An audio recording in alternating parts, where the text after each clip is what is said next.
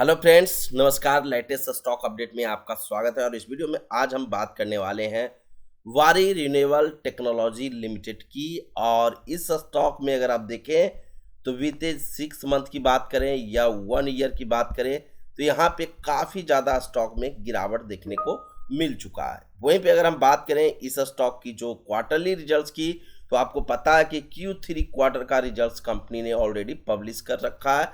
तो यहाँ पे कंपनी का जो Q3 क्वार्टर का रिजल्ट्स रहा था वो काफ़ी अच्छा था। अगर मैं एक नज़र क्वार्टरली रिजल्ट्स पे अगर मैं डाल लूँ तो यहाँ पे आपको जो देखने को मिलेगा कि क्वार्टर एंड क्वार्टर बेसिस की बात करें या ईयर ऑन ईयर बेसिस पे बात करें, दोनों में यहाँ पे कंपनी का ग्रोथ काफ़ी शानदार नज़र आता है। यहाँ पे अगर मैं थोड़ा सा हाईलाइट कर दूँ तो आपको चीज़ें क्लियर हो जाएगा। आप देख सकते हैं कि दिसंबर क्वार्टर और दिसंबर क्वार्टर यहाँ पे 360 करोड़ से सेल्स बढ़ के 851 करोड़ का हुआ है। वहीं पे 20% से मार्जिन घट के 19% हुआ है। लेकिन यहाँ पे ऑपरेटिंग प्रॉफिट 72 करोड़ से 72 करोड़ से ऑपरेटिंग प्रॉफिट है जो बढ़ के 159 करोड़ का हो गया है। यानी मल्टीफोल्ड्स जंप यहाँ पे नेट प्रॉफिट में भी देखने को मिल रहा है। 53 करोड़ से यहाँ पे नेट प्रॉफिट है जो जंप होकर 120 करोड़ का होता हुआ नजर आया। तो ये तो एक तरह से ईयर ऑन ईयर बेसिस पे आपको जंप देखने को मिल ही रहा है।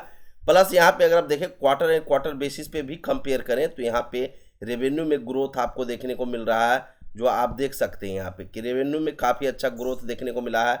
उसके साथ साथ अगर आप देखें इनके प्रॉफिट में भी ग्रोथ देखने को मिला है। मार्जिन में ज़रूर थोड़ी सी कमी आई है, जो एक तरह से कह सकते हैं कि यहाँ पे थोड़ा सा मार्जिन 1% कम होता हुआ नजर आया है।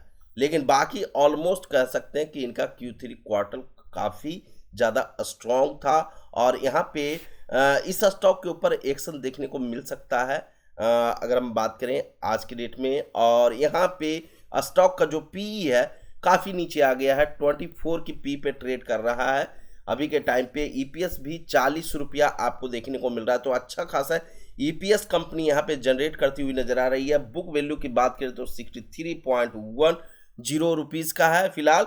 डेप्ट कंपनी के ऊपर बहुत कम है, 81 करोड़ का। वहीं पे डेप्ट इक्विटी देखें तो 0.12 का है।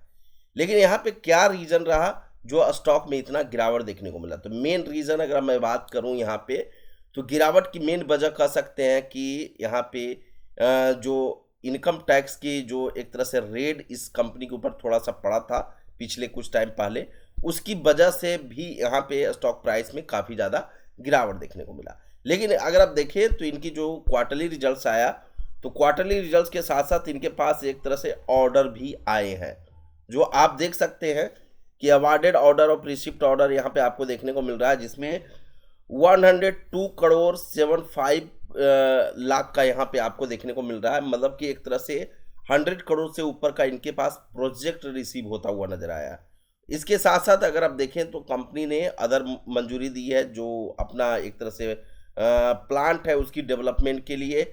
और साथ में अगर आप देखें तो यहाँ पे आपको एक सबसे बड़ा पॉइंट आपको जो देखने को मिलेगा कि इस कंपनी के अंदर एफआईएस की कंटिन्यू खरीदारी देखने को मिल रहा है। आप देख सकते हैं कि कंटिन्यू अपनी हिस्सेदारी इंक्रीज कर रही है, 0.20%, 0.83%, 0.98%, 0.99%, 1.13%। फिर यहाँ पे आपको ये चीज़ें जो नंबर देखने को मिल रहा है वो एक तरह से कह सकते हैं कि इस स्टॉक में आने वाले समय में एक अच्छी खासी रैली का संकेत यहाँ पे जरूर दे रहा है। लेकिन मैं आपको बता दूं दोस्तों कि यहाँ पे मैं किसी भी प्रकार के स्टॉक में इन्वेस्टमेंट रिकमेंडेशन नहीं देता हूँ, इस चीज़ का बिल्कुल आप ध्यान रखिएगा। यहाँ पे क्योंकि मैं सेबी रजिस्टर्ड एडवाइजर नहीं हूँ, तो यहाँ पे जो लोग सेबी रजिस्टर्ड एडवाइजर हैं उन्हीं से रिकमेंडेशन ले। और साथ में दोस्तों यहाँ पे मैं आपसे ये भी रिक्वेस्ट करूँगा कि यहाँ पे वीडियो को अधिक से अधिक लाइक, आप नए हैं तो चैनल को सब्सक्राइब करके जरूर चलिएगा। इसके साथ साथ अगर आप देखें तो डीआईएस भी अपनी हिस्सेदारी कहीं ना कहीं लॉन्ग टर्म में अगर आप देखें तो इंक्रीज की है। हालांकि 3 क्वार्टर से अपनी हिस्सेदारी कम करती हुई नजर आ रही है डीआईएस। और यहाँ पे पब्लिक की हिस्सेदारी है जो यहाँ पे कम होता हुआ नजर आया है। तो पब्लिक की हिस्सेदारी कम हुआ है कहीं ना कहीं। और यहाँ पे अगर हम ईयर ऑन ईयर बेसिस पे ग्रोथ की बात करें तो आपको पता है कि जब कंपनी यहाँ पे 9 करोड़ और 55 करोड़ का net profit year on year basis पे कर रही थी, 145 करोड़ कर रही थी, उस टाइम पे इनका जो शेयर प्राइस का जो रिटर्न था 65,000%, मतलब बहुत तगड़ा रिटर्न बना के कंपनी ने दिया था अपने शेयर होल्डर को। लेकिन अभी भी इसी फ्लो में कंपनी का ग्रोथ देखने को मिल रहा है, लेकिन अभी रिटर्न बीते 1 ईयर में अगर आप देखें तो यहाँ पे रिटर्न ना के बराबर मिला है। कुछ भी रिटर्न यहाँ पे कंपनी बना के नहीं दी है। यहाँ पे जहाँ तक कि स्टॉक प्राइस में आपको गिरावट देखने को मिला है। तो बेसिकली यहाँ पे अगर आप देखें तो यहाँ पे पहले मार्जिन कंपनी का बहुत तगड़ा था, 54%, फिर 15% हो गया, फिर 24% आपको 2023 और 24 में देखने को मिला। लेकिन फिर से यहाँ पे मार्जिन 19% हो गया 2025 में। मार्जिन में गिरावट हुआ, उसकी वजह से भी कह सकते हैं कि यहाँ पे स्टॉक प्राइस ट्रबल में देखने को मिला। प्लस यहाँ पे अगर आप देखें तो आप एक तरह से कर सकते हैं कि FY27 की अगर हम बात करें सपोज दैट, तो यहाँ पे काफ़ी अच्छा यहाँ पे परफॉर्मेंस देखने को मिल सकता है। इनकी ऑपरेटिंग प्रॉफिट मार्जिन अच्छा देखने को मिल सकता है आने वाले समय में। बैलेंस शीट कंपनी का ऑलमोस्ट कह सकते हैं ठीक ठाक है। यहाँ पे कंपनी के ऊपर रिजर्व्स अगर आप देखें तो काफ़ी अच्छा है।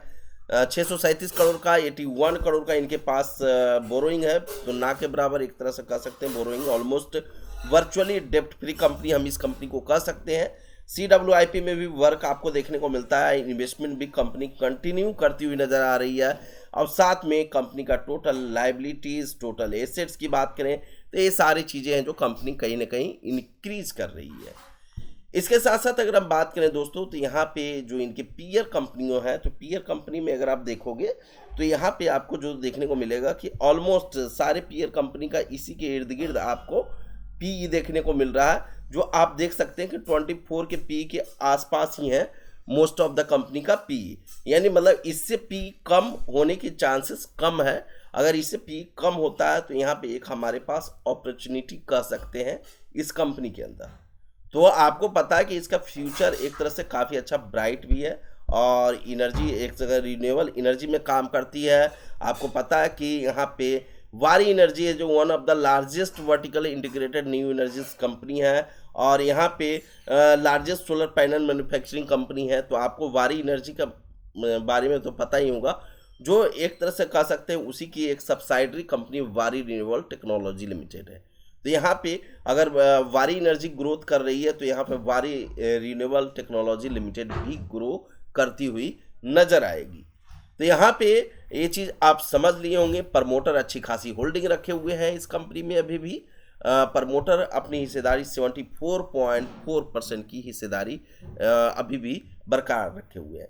दोस्तों यहाँ पे वारी ग्रुप से बेसिकली वारी ग्रुप की काफ़ी सारी कंपनियां आपको देखने को मिलेगी। वारी रिन्यूएबल टेक्नोलॉजीज, वारी एनर्जीज की अगर हम बात करें तो यहाँ पे जो इनका एक तरह से मॉड्यूल मैन्युफैक्चरिंग है वो यहाँ पे 15 गीगावाट का ऑलमोस्ट आपको देखने को मिल रहा है। तो काफ़ी अच्छा खासा यहाँ पे एक तरह से इनका रिन्यूएबल एनर्जी में पकड़ होता हुआ नज़र आ रहा है। वारी रिन्यूएबल टेक्नोलॉजी लिमिटेड की बात करें या वारी एनर्जी की बात करें। दोस्तों अभी तक वीडियो को लाइक नहीं किया तो वीडियो को लाइक कर दें, और आप नए हैं तो चैनल को सब्सक्राइब करके जरूर चलिएगा। लेकिन यहाँ पे मैं किसी भी प्रकार के स्टॉक में इन्वेस्टमेंट रिकमेंडेशन बिल्कुल भी नहीं देता हूँ, इस चीज़ का बिल्कुल आप ध्यान रखें।